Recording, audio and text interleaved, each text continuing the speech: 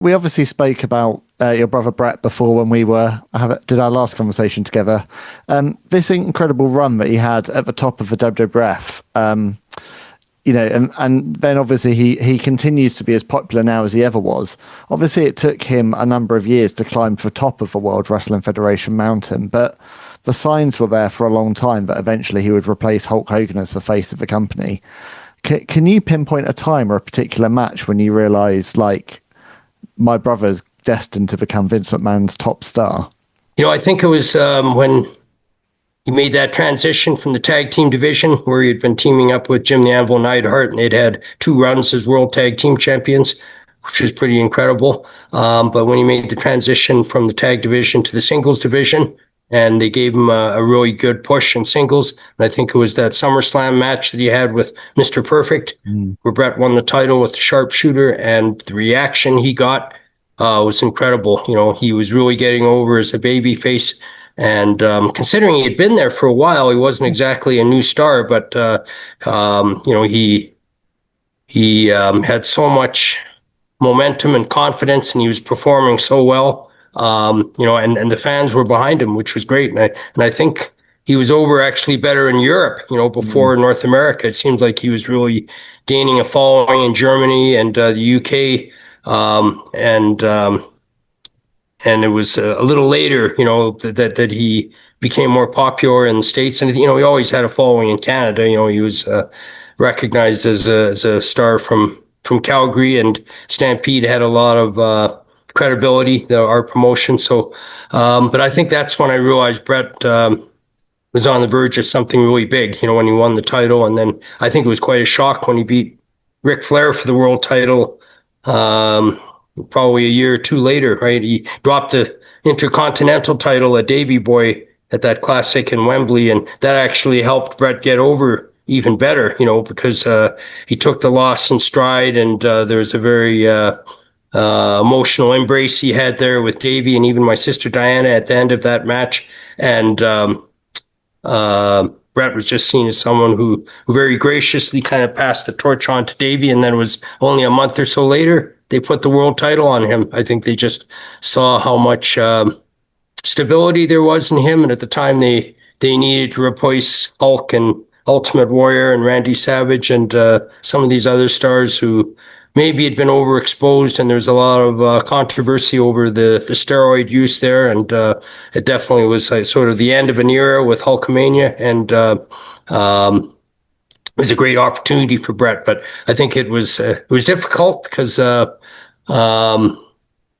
of a sudden now he was world champion, and he had to work with different guys. And I think there's still some fans kind of loyal to Hulk and that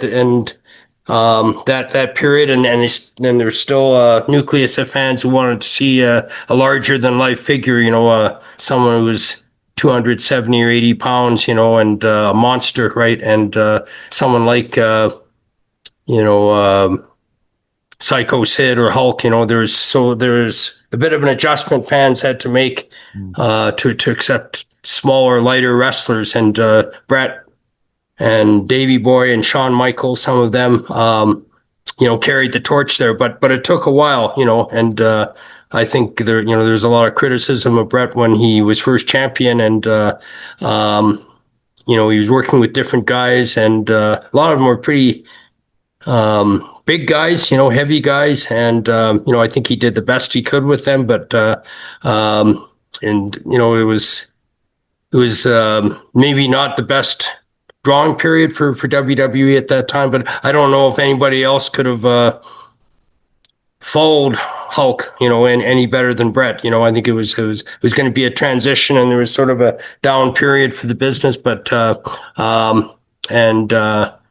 he always kept his following. I think with Bret, he never became kind of an old face or someone who's just there too long.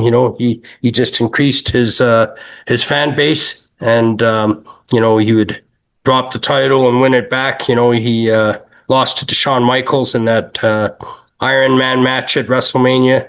A year later, he wins it back well, about a year and a half later at SummerSlam and beats the Undertaker. So then he became a heel again too. When they had the Canada versus America rivalry, and there was so much untapped potential there. His match with Stone Cold Steve Austin at WrestleMania, which really reignited Bret. It kind of relaunched him as a heel, and it was the spark that Stone Cold needed. Because he never submitted, never tapped out in the match, even though he was bloodied and there's no way he could get out of the sharpshooter, but he just refused to submit. So it was such a memorable match, and that's why they both received that honor at WrestleMania this year, for that memorable match. But with Bret, I think he always had consistently good matches, and he always had a great fan base, and he had so much longevity there, and it was unfortunate how it all ended up with the Survivor Series thing, because there was so much more potential there. He could have had another really good run with Stone Cold. It kind of broke the tag team up with Davey and Owen and the whole Hart Foundation, and their rivalry with the other factions there, and there's a lot of missed opportunities there, and I'm glad he was able to, be put in their Hall of Fame eventually, and there's sort of a reconciliation with him and Vince McMahon, it's at some stage, and I think it was important for Bret, especially after Owen's death, that it gave him some healing and some closure.